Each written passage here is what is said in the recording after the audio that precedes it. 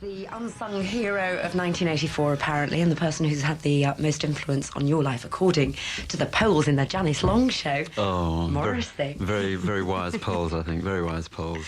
Actually, we desperately tried to get hold of you that night. Yes. I didn't know that you'd won because I wanted to keep it a secret even to me. I wanted to be shocked and surprised. But nobody could find you. You were faffing around in Manchester I was, or something. yes. I think I was in bed at the time. I'm not sure. But no, it was very nice, very touching too. It's very nice to know that, somebody cares and, etc. Do I believe you? Yes, you do, Janice. You do believe me. Because you seem to win every sort of poll in sight at the moment, don't you? Well, apart from, smash hits and #1, etc., yes, we do quite well. We do quite well. Are they important, do you think? Do you think anybody actually takes notice of them? They're important when you win them, but when you don't, you don't really care that much. It's a very selfish way of looking at things. But ultimately, they're important because when you win something, you feel quite good. And so, yes, I suppose they are, really. But obviously, in another sense, they're not. So, yes, no, yes, no. Up towards the end of last year, you were based in London, weren't you, very much? And yes. actually sort of lived here. Uh-huh. Are you now living in Manchester again? Yes, I am. I don't know whether it's been a very successful move. I find that I do miss London, which is quite surprising. I was only living in London for a year, but yes, I do miss it. What sort of things do you miss about it? Very strange things, like actually seeing people. Because where I live, which isn't exactly in Manchester, but it's near Manchester, just on the outskirts, there's very, very few people. And that's very, very dull for me now. So it's just really seeing people and being in the mill and the throng. And what do you mean about seeing people, though? Them coming round to see you or you going out? Because I remember having conversations with you where you said that you go out shopping and you sort of be mobbed, and you weren't really into that much. No, but I don't really specifically mean, seeing friends and people clamouring into the house or whatever. I mean just really actually being in a place where there are lots of people, like, a capital city. So, it's just that fundamental. Presumably, though, you haven't had much time to see anybody if you've been working on the album. No, not really. No, not really. So, which is a quite nice way to be, really. How long did it take to record in the end? Ultimately, I think we spent about a month on it. It was very, very quick. We just went in and we did it, and it happened automatically. So it was a great success for us in that way. You recorded it in Amazon Studios in Liverpool. Was that yes. so that you could be closer to Manchester? Well, we really wanted to get some kind of a northern influence, because all the previous recordings we'd done had been in London, and we just felt that really we wanted to go up north somewhere. And we just suddenly Liverpool just loomed on the horizon, and we chose that. And I think it really worked to good effect, because it did have a particular influence upon us. I mean, it sounds silly, that you can say, north or south, where's the best to record? It sounds like a silly debate, but it does have a grain of logic somewhere. Actually, it's funny that lots and lots of bands are going up to record in Amazon now for some reason. Yes, I hope they enjoy it. You sound as though you didn't. Oh, yes. No, it was very nice, very nice. So, do you get much time to listen to music these days and read your books?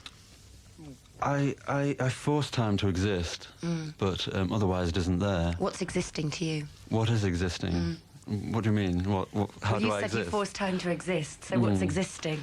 Is that reading and listening to music, or is it other things? It's all things. It's reading and listening to music, and doing other things like scribbling and painting. No, not painting. Just generally, self-indulgent nonsense, really. That's how I like to spend time. But surely it's important to be self-indulgent when you're doing something like music. I think you have to be. I think you have to be, because if you look at if you have a skill and you look at it democratically, that's no good. You have to be quite selfish about what you want to do, and sometimes you have to stand on people's toes and do all those things that we like to think aren't really necessary in life, but they are. Do you ever get frustrated because you can't do the things that you want to do? Yes, I do. I certainly do. Yes, every night. Oh, right. This is the Ramones and Blitzkrieg, Bob. I shall say no more. Why have you chosen this piece of music? Oh, this kept me alive throughout 1976. It was just the injection that I needed, if you pardon the imagery. And Blitzkrieg, Bob. I have sworn that I will challenge you about this, so I better hand. Yes, I know what's coming. I know what's coming. Thing that was in the Sunday papers where you thought it was right that people injected Mars bars in order to get their point across about animal cruelty. Were you? I mean, do you still believe that? Is that true? I half believe it. It came from an interview that I didn't really enjoy with a journalist who didn't really like me that much and wanted to patronise me and play me up, as it were.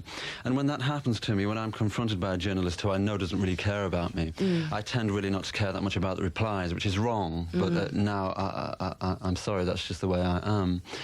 But what are your feelings then? Because I've had letters in since saying, "Oh, I'm the Wally, and that I'm wrong." Well, and you are, Janice, because it's like, because I'm a vegetarian and because I really oppose people eating meat, that I have to explain that. Yet people who eat meat don't ever have to explain why they do it. It's like, if you ask somebody who eats meat, why do you do it? They look as though at you as if you're unholy or something. No, but I'm on your side when it comes to animal cruelty. Yeah. But I just think it's wrong to do something that whether they did it or not, nobody knows. Right. But if a kid eats that Mars bar and suffers, that one mistake or that one thing that happens ruins the cause, I think. Perhaps it does, but I think the whole thing behind it, I think the whole idea behind it, I could be wrong, was simply to pinpoint how serious they were. Animal rights groups are never taken seriously, but in order to be taken seriously, they have to do something that's absolutely violent. I mean, it's the same with other groups like CND. You have to do something that's absolutely violent, otherwise people just snigger at you. I mean, people who follow CND or any movement, they can get together in the millions and they're just completely ignored if they do peaceful demonstrations. I mean, look what happened recently with Michael Heseltine getting rid of all the people at CND. Yeah. I mean, to me, that's violence. So it always seems that in order to get a political point across, you have to do something violent, which obviously is much to be regretted. And here we are with this Mars bars affair. The sad thing is that when things like that happen, so many people start calling the people who are doing it lunatics, and they do lose a lot of sympathy from people who might not agree, but sort of, No, I think that if you really have a grain of intellect, you will understand the whole idea behind these causes. But and if you attack them because of reasons like this, well, you're not really interested anyway. Are you saying that I'm not interested? Yes. But I am, but I just don't agree with combating violence with violence. I know, but, well, here we are discussing this. I mean, the point I must make about this whole debate is that here we are discussing what, in essence, really isn't the whole point. I mean, the whole point of, the Mars bars, etc., blah, blah, blah, blah, blah, is animal slaughter, yet we're not discussing it. We're talking about something that's totally, off the rails and like a side issue completely. But that's because you raised it in a paper. Yes, I know, but next question. Why do you like Shirley Bassey? Well, why indeed? The list is endless. This particular record that we're about to hear now, I suppose I can wiggle out of this by saying it had a magnificent production, very flamboyant, very dramatic, full of theatre. All the great records are full of theatre.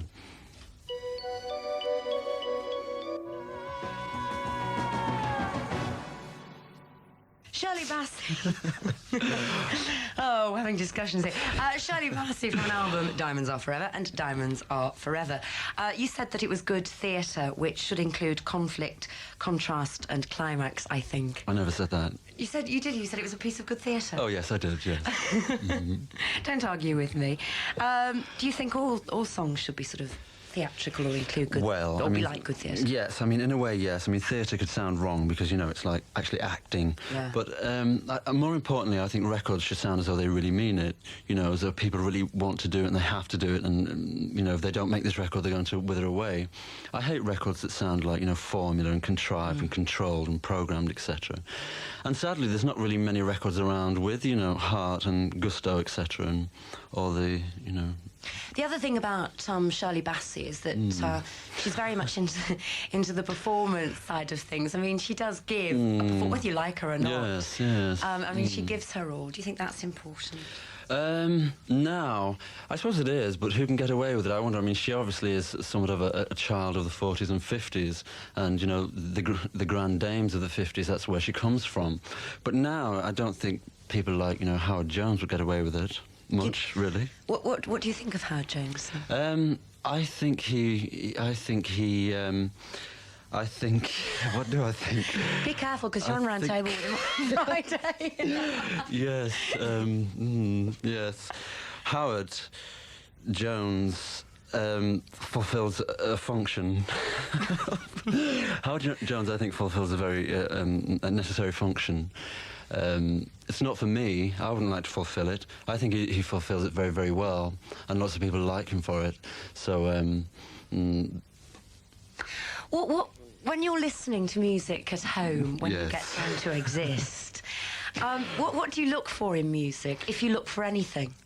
I think I really look for sincerity, you know. I really look for sincerity, determination, things like that. And I don't find it very often. I find that I'm really glued to the same old record collection that I've had for decades now. I can't really make much advancement. There are modern people that I like. I like Marc Almond. I think he's got a great sense of commitment. Yeah. I saw him live last week, and I hadn't seen him before, and I was really awestruck.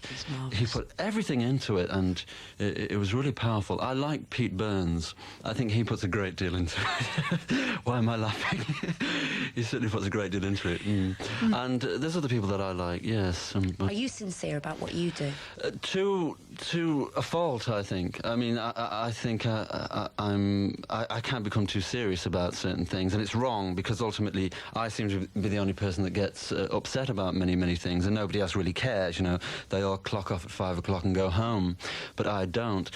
But I find now that when people criticise me, it is simply because I have this massive dedication, and for some reason it unnerves people. Mainly, I think, because it's not really very common to find massive dedication. Because you are sincere about things, and because you make your feelings known, yes. Do you, or are you aware of the fact that people are waiting for the next statement from Morrissey? Yes, I do find that, which is quite daunting, because sometimes I want to say trivial things. I don't always want to make very, very strong, you know, earth-shattering or whatever statements. So, yes, I mean, you do have to be on your toes constantly, and that can be quite boring, frankly. But ultimately, I suppose, I'm glad about it, because people are listening. I mean, I find that a lot of the time, like we mentioned before, I'm actually quoted in the daily newspapers, which I think is quite rare, because most people don't really care what pop figures say. You know, popular music is this very low art, and it doesn't really matter. But it does seem like I do get the impression that the press do watch me. But why have they latched onto you? I think, without wishing to sound, you know, self-applauding, I think it's because it's so very, very rare to find people in pop music with anything to say, with intelligence, etc., and intellect. And I'm not saying that I'm a professor or I'm magnificently, earth-shatteringly intelligent. I'm certainly not. But just because of the sphere that I work in, it's deemed to be quite dangerous. Dangerous, I think, because we have an audience, and it's very large, and who knows what could develop from that. Ludus is your next track. Yes. Mother's Out. And it's been driving me mad, this Ludus thing. Because, has it? Yes. Yeah, well, I don't know why I know them, but I do. Well... unless it's a book I don't know why you know them. I don't know. Well, how do you know them? I don't know how you know them. And I don't think I do, but... Well, they were very cultish in the late 1970s. Obviously, they didn't get half the degree of attention they should have got. I think they influenced a great deal of Manchester groups. I always thought they were magnificent. Ultimately, they're the only group that I ever really cared about. I thought they were brilliant. They still exist now, but they're finding it very hard. But I think this was their finest moment. OK, this is Ludus and Mother's Hour.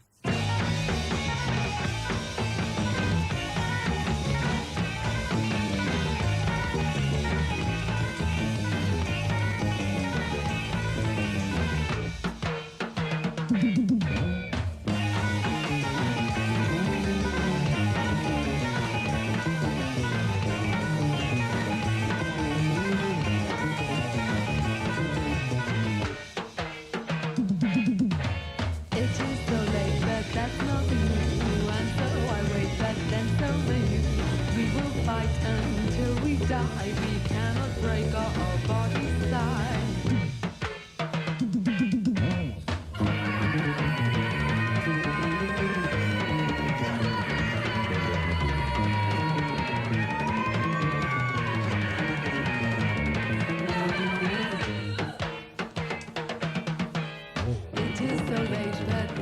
nothing new, and so I wait, but then so new. Nothing is what it seems. The air is small, but still we breathe.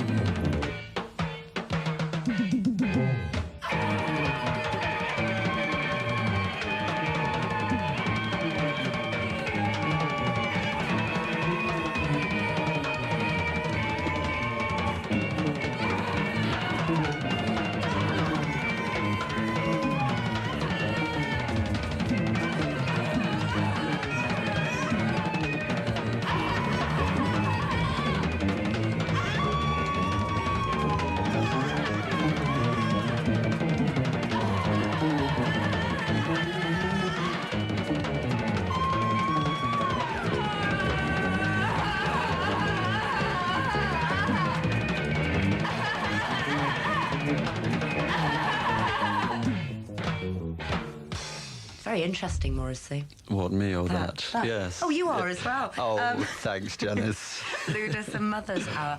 Does anybody know the real Morrissey, or is this the real Morrissey? No. I mean, do you walk around the house sort of saying, yes, let's inject Mars bars and things? Oh, yes, I do. Yeah, not that, but other things, yes. I sit down and plot everything out very carefully, quite scientifically, yes. I do. But, you know, when you really want to talk to somebody and all of these people have gone home at 5 o'clock and Yes. like, you're still carrying on thinking about things, yeah. who do you turn to? I don't turn to anybody. I mean, one just looks to oneself and one, you know, has perfect conversations, etc. But do you ever feel the need to talk to somebody else? Yes, I do. I do feel, sometimes I do feel the need for some emotional support, but it doesn't really matter. I feel quite resilient, so it doesn't matter. Do you know who your friends are? Yes, I do. Do you want me to list them? No, but I'm thinking it must be very difficult in your situation. It's incredibly difficult, but with deep concentration and application, you do ultimately realise who your friends are. What she said. Yes. You didn't pick this, by the way. He's not got a great big ego trip sitting here picking his own. No, but I'm glad you picked this because this is my personal favourite. Oh, mine's the headmaster one. Oh.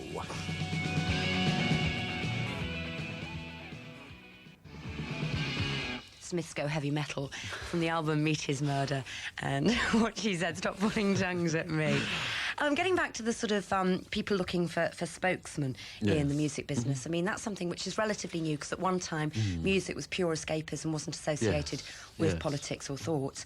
And it seems quite common now that in music papers people are asked their political beliefs and whether they would do support gigs for the miners and what have you. Do you think that's right? What they're asked to do? Yes, things. Yes, I do think it's right, because they have so much power. I mean, modern groups do have a great deal of power, and because things are so serious and critical now in the world that we have to use everything that we have. But only if the audience is right, surely, because if you get somebody who's appealing to a certain type of person who hasn't really matured enough, perhaps, to have thoughts of their own, can't they persuade into doing something that they don't really believe in? No, I don't think so. I don't think people are really persuaded to do things that they don't believe in. I think people always really do things ultimately because they want to, whatever it is in life. So I think it's good, because even if people aren't politically open or politically awakened, if you like, at least it does provoke them to start thinking about things that they might reject, but things that they might embrace, so it's very good.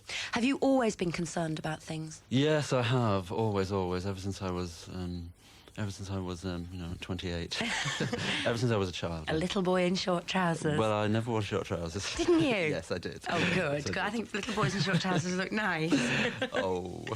The halcyon days of music were when for you? I think they were splattered over... there were periods, I think. I like a lot of things from the 60s. I like things from the mid-70s. People like the Ramones and Patti Smith and New York Dolls. That had a great deal of appeal for me. But I find now that if I really have to be tied and nailed to one era, if you like, it would be the mid to late 1960s. Now, this track was when? This would be early 70s, Children of the Revolution? Yes, it would, yes, Children of the Revolution. T-Rex. Was Marc Bolan one of your idols? T-Rex were the first group that I ever saw live in 1972, and that had a powerful effect upon me. I think this was the best single they ever made. It's 2 minutes long, and all the best singles were.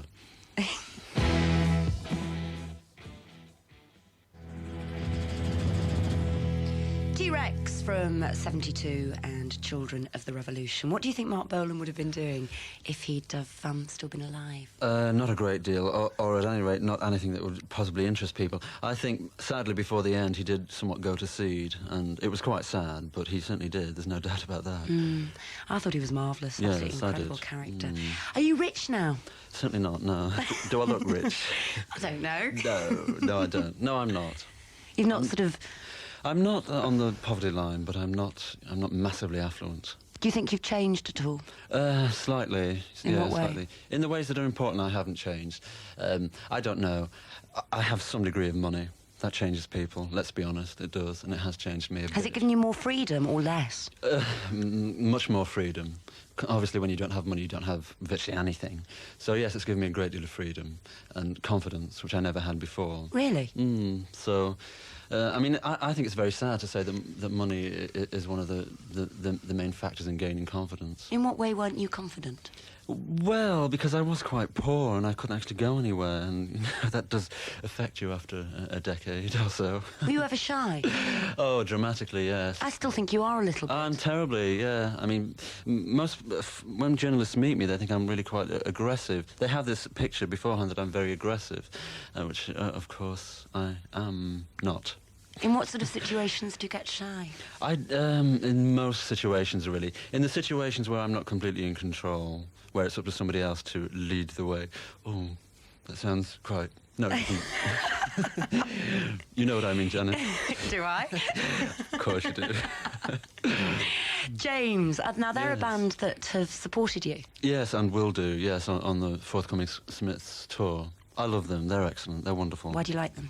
Oh, they have this completely unique air, this unique quality. I don't know what it is.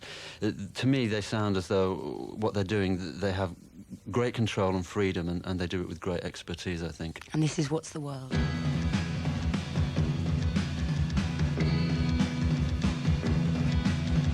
What will you sell if the glasses in suit, cotton soul won't wear out? That's not enough. I want what's inside. Fish for the night with curve right through my eyes.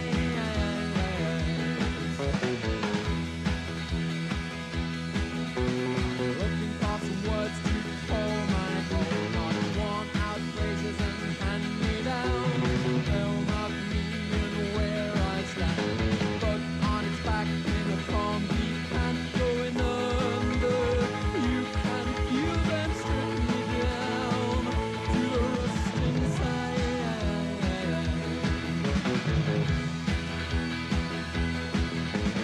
This is the way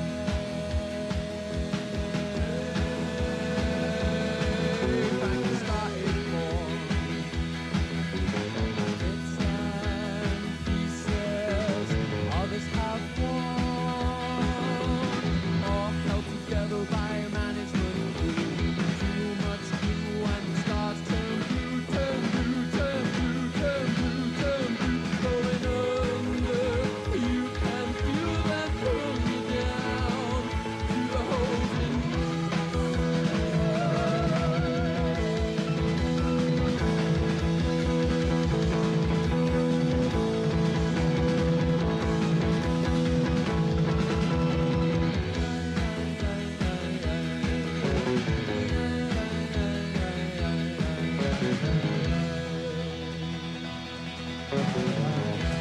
James and What's the World? Morrissey is here.